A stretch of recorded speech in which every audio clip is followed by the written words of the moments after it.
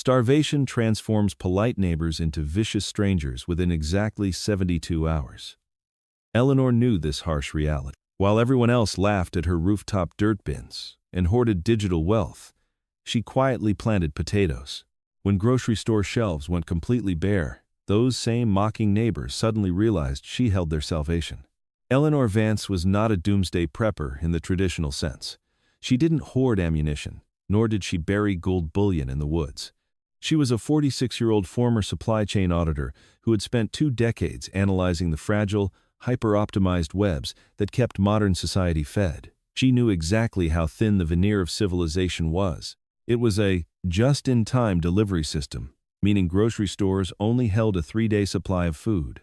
If the truck stopped, society stopped. So, when she bought the penthouse unit at the Wellington, a mid-sized, upscale condominium complex in Portland, she negotiated exclusive rights to the flat, structurally reinforced roof above her. For 3 years, her neighbors watched with mounting disdain as Eleanor transformed the pristine, tar and gravel expanse into an intense, high-yield urban farm. She hauled up tons of lightweight perlite, compost, and coconut coir. She installed intricate rainwater catchment systems, solar panels, and 3 large fiberglass tanks churning with tilapia and bluegill. It was a closed-loop aquaponics paradise, flanked by deep soil beds growing calorie-dense crops, sweet potatoes, bush beans, kale, and sprawling vines of butternut squash. To Eleanor, it was a mathematical equation of survival. To the Wellington Homeowners Association, it was a grotesque eyesore. "It smells like a literal swamp up there, Eleanor," William Pendleton sneered during a particularly heated HOA meeting in late October. William was the HOA president, a man who derived immense pleasure from enforcing arbitrary rules. He wore tailored suits to take out the trash and worked in corporate risk management, entirely blind to the actual risks looming over humanity. "It smells like nitrogen and damp earth, William," Eleanor replied calmly, shuffling her meticulous ledger of pH balances and crop rotations. "It's organic. It's a violation of Section 4, Paragraph B, regarding exterior aesthetics," chimed in Clara Higgins, a retired interior designer who lived directly below Eleanor. "My guests shouldn't have to look up and see plastic PVC pipes and dirt bins. We live in a civilized society, Eleanor, not a shantytown." Eleanor looked at the board members. She saw David Miller, a software developer who spent his days optimizing ad clicks, furiously typing on his phone, completely tuned out. She saw people whose entire existence depended on a fragile grid of electricity, digital currency, and cheap diesel fuel. "I have the deeded rights to the roof surface," Eleanor stated, her voice devoid of emotion. "And I have ensured the structural load is well within engineering tolerances. You cannot legally force me to dismantle it." William slammed his gavel down, his face flushing red. "We are issuing a $50 daily fine until the unapproved water tanks are removed. Mark my words, Eleanor. We will lien your property if we have to. This is a respectable building." They laughed at her behind her back. In the elevator, she would catch the whispers. "Crazy plant lady. Paranoiac. Dirt worshipper." Eleanor paid the fines. She paid them every single month. She considered it a cheap insurance premium for her life. Then came the second Tuesday in November. It didn't happen with explosions or cinematic flair. It happened with a silent, catastrophic digital failure. A coordinated ransomware attack of unprecedented scale targeted the core routing software used by every major freight logistics company in North America, simultaneously crippling the automated systems of the Western power grid. At 2:14 p.m., the power at the Wellington flickered and died.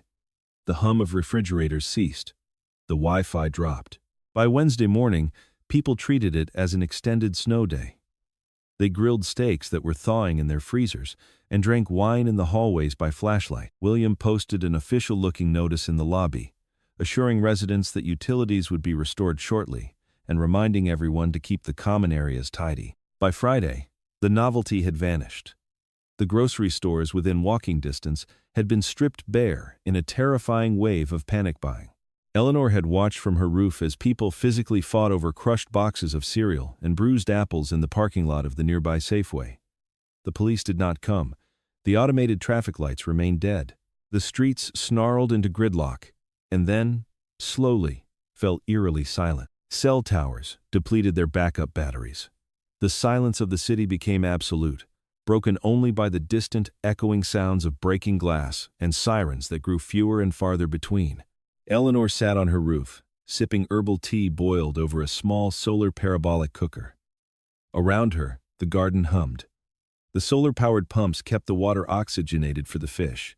The late autumn sun warmed the greenhouse siding she had erected over the tomato plants. She had precisely 400,000 calories stored in root vegetables, dried beans, and living fish. She was safe. Downstairs, her neighbors were beginning to starve. Day 14. The Wellington was no longer a respectable building. It was a dark, freezing concrete tomb. The municipal water pressure had failed on day 6. Without working toilets or running water, the polished hallways now reeked of human waste and unwashed bodies. Eleanor had sealed her reinforced steel door. She, rationing her water from the 500-gallon catchment barrels on the roof and surviving on a strict diet of roasted squash, kale, and one small fish a week. She was hungry, but she was functional. Her mind remained sharp. The same could not be said for the rest of the residents. At 10 a.m., a heavy rhythmic pounding echoed against Eleanor's front door. Eleanor approached quietly, checking the battery-powered security camera she had wired to a tablet. Standing in the dim hallway were William Pendleton, Clara Higgins, and David Miller. They looked unrecognizable. William's tailored suit was replaced by layers of filthy sweaters. His face was gaunt, his eyes sunken and feral. Clara was weeping softly, leaning against the wall. David looked pale and shaky. Eleanor unlatched the heavy deadbolt, but kept the steel chain engaged. She opened the door a crack. "Eleanor," William croaked, his voice cracking. He tried to muster his old, authoritative tone, but it sounded hollow. "We need to talk. We need access to the roof." "The roof is private property, William," Eleanor said, keeping her voice entirely neutral. "Damn the property lines," William suddenly snapped, slamming his palm against the heavy door. The chain held tight. "People are starving. Clara's husband hasn't eaten in 4 days. The entire building knows what you have up there. You have food. You have water. I have exactly enough to keep myself alive through the winter if I manage it perfectly," Eleanor corrected him. "If I let 30 desperate people up there, you will strip it bare in a day. You'll pull up unripe roots. You'll contaminate the water tanks. And you'll kill the entire ecosystem. Then we will all starve." David stepped forward, holding up his hands peacefully. "Eleanor, please. I have crypto. I have a cold wallet with $50,000 in Bitcoin. I'll transfer it to you as soon as the internet comes back. Just give me a few fish, some potatoes, anything." Eleanor looked at him with genuine pity. "David, your Bitcoin is a ghost. It doesn't exist anymore. The only currency left is calories, and I'm not giving mine away for imaginary math." William's face twisted into an ugly, desperate snarl. "I am the HOA president. Under the emergency bylaws of the state, I am exercising eminent domain over the rooftop garden for the survival of the community. You will open this door, Eleanor, or we will break it down." Eleanor's eyes hardened. She reached into her pocket and pulled out a heavy, steel framing hammer. She held it up where they could see it through the crack. "William, you spent 3 years fining me for trying to keep us alive. You called me a paranoiac. You told me I was ruining your property values. Now your property value is 0, and my eyesore is the only thing keeping me breathing. If you try to breach this door, I will defend my property. Go away." She slammed the door shut and engaged the secondary locks. She listened as William screamed obscenities, kicking the metal frame until he exhausted his depleted energy. Eventually, footsteps shuffled away. But Eleanor knew it wasn't over. Hunger makes people incredibly creative and incredibly dangerous. She spent the rest of the day reinforcing the roof access hatch. There was a secondary maintenance ladder that led from the 7th floor balcony to the edge of her roof. She had installed a heavy padlock on it years ago, but a padlock could be cut. That night, she didn't sleep. She sat in the dark greenhouse, wrapped in a heavy wool blanket, listening to the wind howl through the dead city. At 2:15 a.m., she heard the metallic clink of bolt cutters snapping through hardened steel. Eleanor moved silently through the rows of elevated planting beds. The moonlight illuminated a dark figure hauling himself over the concrete parapet. It was David, the quiet software developer. He didn't look like a threat. He looked like a panicked animal. He stumbled toward the nearest bed, the sweet potatoes. Without waiting to dig properly, he started violently ripping the vines out of the soil, tearing up the root structure to get to the small, unripe tubers beneath. He shoved raw, dirt-covered potatoes into his pockets, panting heavily. Then, he moved toward the aquaponics tanks. "Stop right there." Eleanor's voice sliced through the cold air. David froze. He slowly turned around. Eleanor stood 10 feet away, holding a high-lumen tactical flashlight in one hand and her heavy hammer in the other. "Eleanor, I'm sorry," David sobbed, raising his hands. His fingers were bleeding from tearing at the soil. "I haven't eaten. I was going to die down there. You have so much." "I have a delicate balance," Eleanor said, shining the blinding light directly into his eyes. "You just destroyed 3 months of sweet potato yield because you ripped the mother vine. If you touch that water tank with your filthy hands, you'll introduce bacteria that will wipe out my entire tilapia school in 48 hours. I just wanted to fish," he cried. "You don't know how to catch them without stressing the others. You don't know how to process them," Eleanor said coldly. Suddenly, a loud crash came from the stairwell door. William hadn't sent David alone. He had used David as a distraction. Eleanor spun around just in time to see William and 2 other men from the 3rd floor kicking open the roof access door she had barricaded. They had used a fire axe to splinter the doorframe. "Get the fish," William screamed, pointing his flashlight wildly. "Grab the vegetables. Take it all." The twist of betrayal settled heavily in Eleanor's stomach.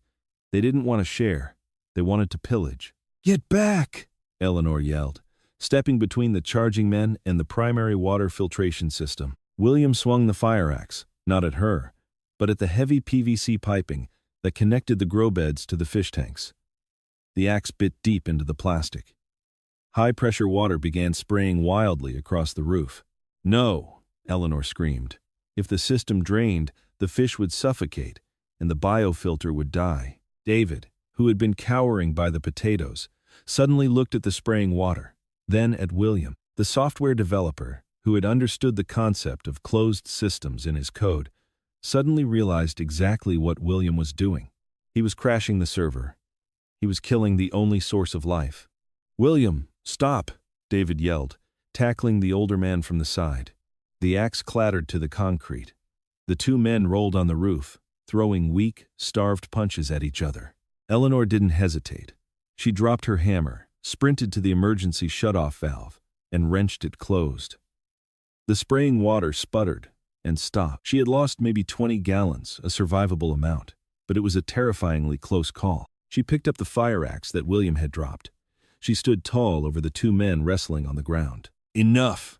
she roared, her voice echoing off the surrounding dead skyscrapers. William and David froze, looking up at the blade of the axe, glinting in the moonlight. "This is not a democracy anymore," Eleanor stated, her chest heaving as she glared at the invaders.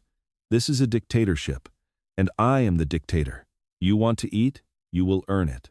On my terms." She looked at William, bleeding from the lip, his arrogance finally shattered.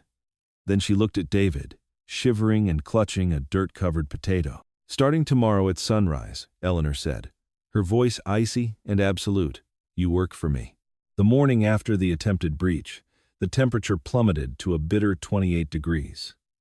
Frost coated the dead city in a glittering, mocking blanket. On the roof of the Wellington, however, the New World Order was just beginning. Eleanor stood near the thermal mass of her water tanks, holding her clipboard. Before her stood William, David, and the 2 other men, Thomas and Gregory. They were shivering, bruised, and thoroughly defeated. "Here is the reality of our situation," Eleanor began, her breath pluming in the freezing air. "I have calculated the exact caloric output of this garden. To sustain all 5 of us through the winter, we need to increase the thermal insulation of the greenhouse, process human waste into safe, usable compost using a high-heat bacterial method, and manually haul filtered water from the ground-level retention ponds before they freeze solid. It is brutal, exhausting work." She looked directly at William, who was nursing a swollen jaw. "Your corporate titles mean absolutely nothing here," she continued. I am paying you in calories, 800 calories a day. It is a starvation wage, but it will keep your organs functioning and your bodies moving. If you refuse to work, you will be cast out of this building. If you attempt to steal from the system again, you will be thrown off this roof. Do we understand each other? David nodded vigorously. Yes. Tell me what to do, Eleanor. William glared at the concrete, his fists clenched, but the gnawing ache in his stomach forced his head into a slow, humiliating nod. The labor camp commenced.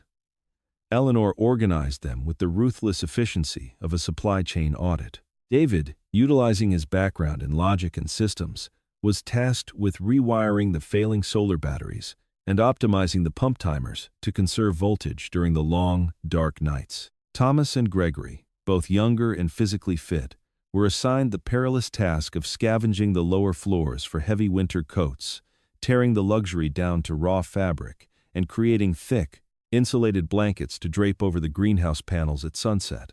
William's punishment was far more poetic. The man who had fined Eleanor for the smell of dirt was put in charge of the bokashi composting system.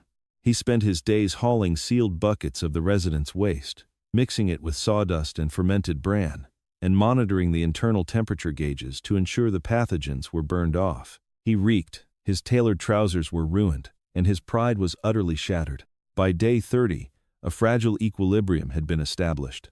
7 more residents, including Clara Higgins, had surrendered to Eleanor's authority. Clara's skills as an interior designer translated surprisingly well to survival tailoring. She sat in the 7th floor hallway, her fingers bleeding, meticulously stitching together blackout curtains to hide the glow of the greenhouse lamps from the streets below. The Wellington was no longer a luxury condominium. It was a fortified agricultural compound. Eleanor had become a warlord of vegetables. But safety is an illusion in a starving world. The twist came on day 42, carried on the frigid December wind. Eleanor was on the roof, harvesting mature kale leaves, when she heard a sound that made her blood run cold. It was a high-pitched, mechanical whine. She looked up. Hovering 50 feet above the roof, stark against the gray winter sky, was a heavy-duty commercial drone.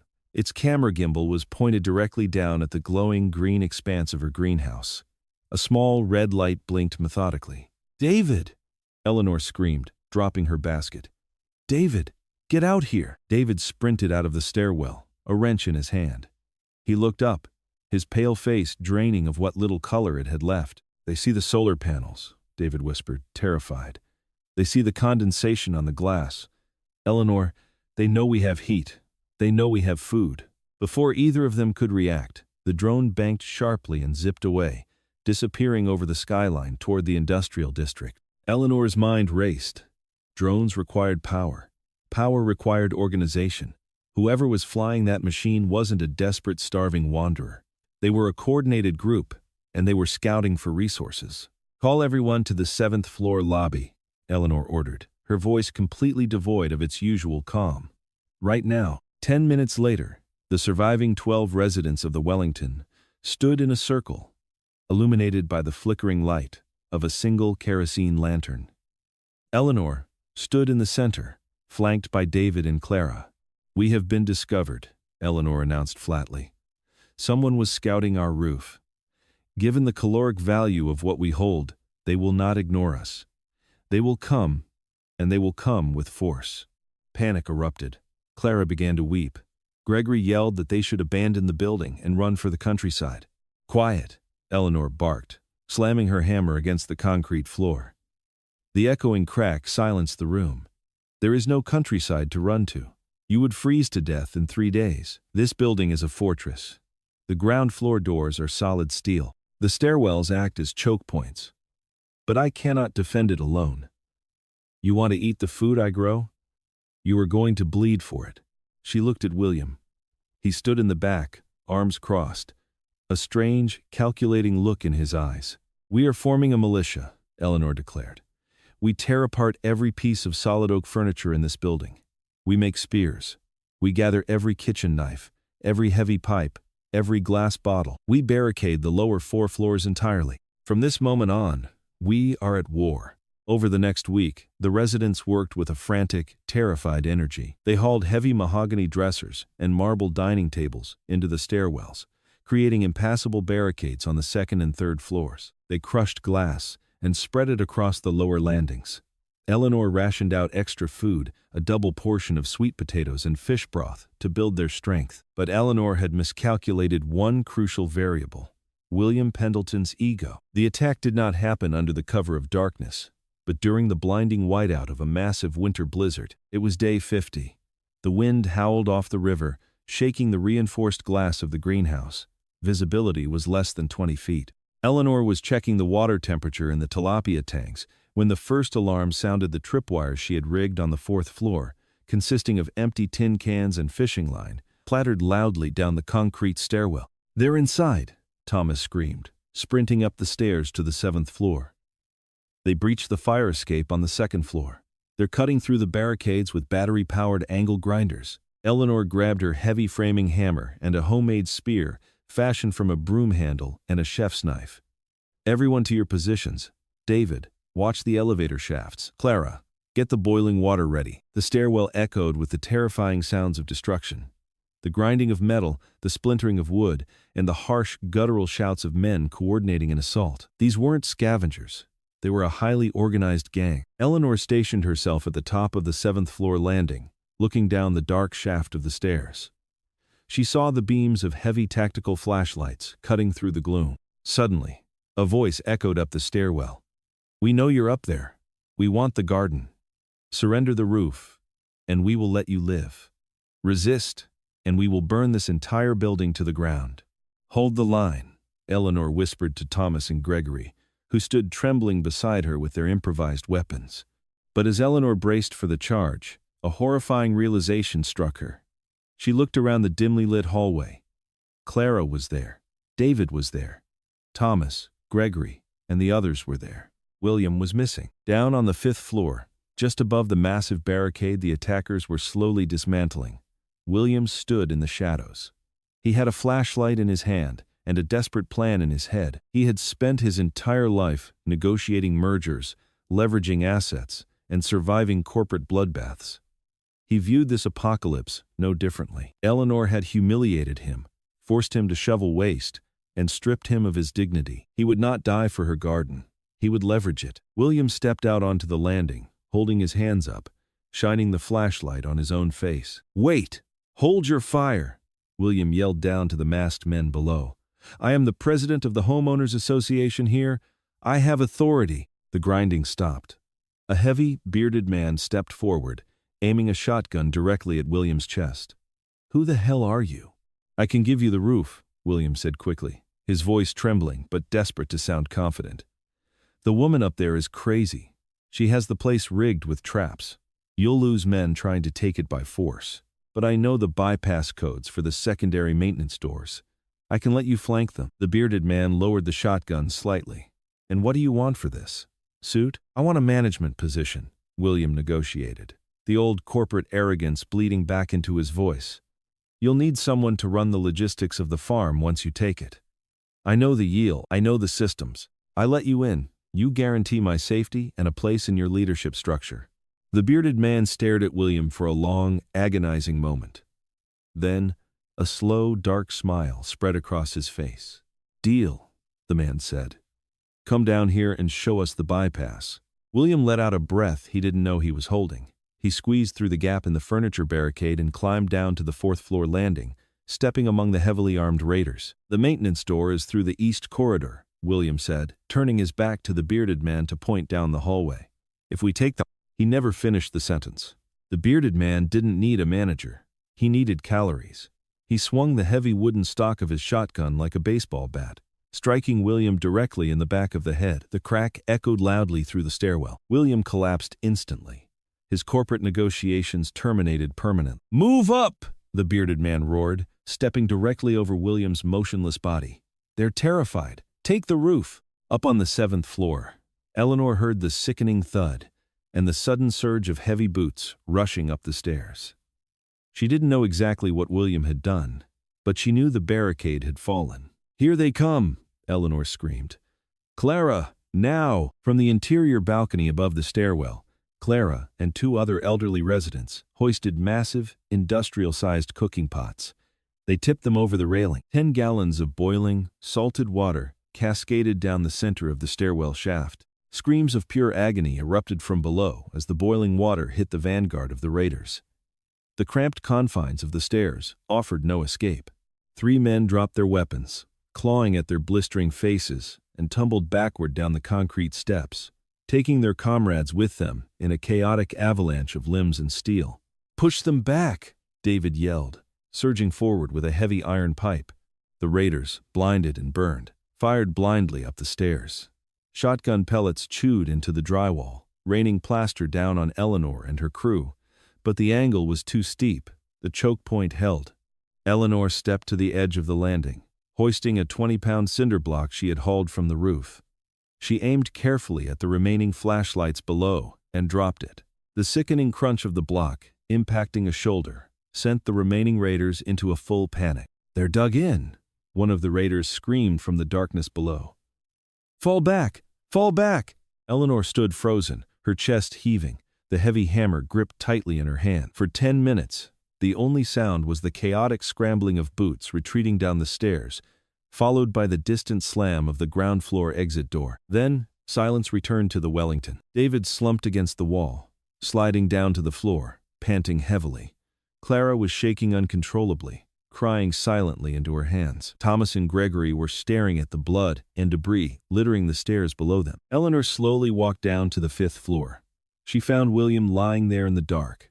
He was dead, his skull fractured, his pockets empty. He had tried to play the old game in a world that had rewritten all the rules, and it had cost him everything. Eleanor looked back up the stairs at the battered, exhausted people who had fought alongside her. They were no longer software developers, interior designers, or corporate risk managers. They were survivors. They were a tribe. "We patched the barricades," Eleanor said, her voice softer than it had been in months, yet carrying an absolute, unbreakable authority. "We clear the debris, and tomorrow we harvest the potatoes. We earned them." The winter raged on outside, freezing the city into a desolate tomb. But up on the roof of the Wellington, hidden beneath stitched-together winter coats and guarded by a people who had learned the true cost of survival, the garden remained green. The ecosystem thrived, and Eleanor Vance, the eccentric of the heights, ensured that her people, her strange, broken, fiercely loyal people, would live to see the spring. Did Eleanor go too far, or did she do exactly what was necessary to survive the collapse? Let us know your thoughts in the comments below. If this survival diary kept you on the edge of your seat, hit that like button, share it with your friends, and make sure to subscribe to the channel for more thrilling, real-life apocalypse tales. Stay prepared and stay safe.